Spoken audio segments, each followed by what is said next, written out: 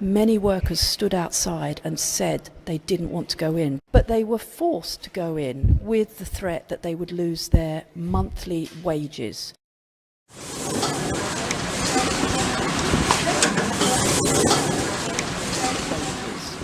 Our favourite chain stores promise to give these people help, money and support, but there's only been a trickle.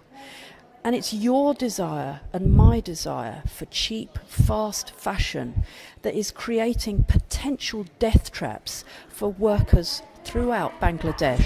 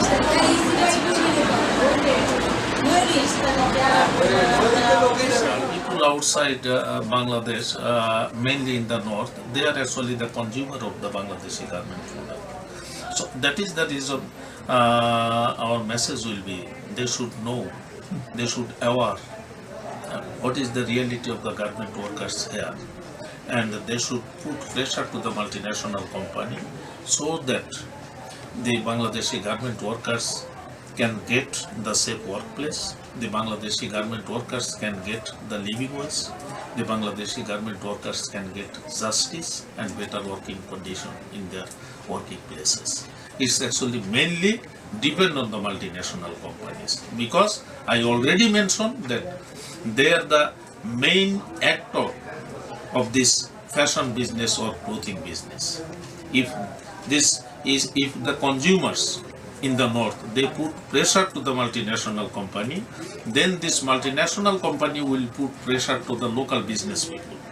And as a result of that, I think some kind of improvement or development it may possible.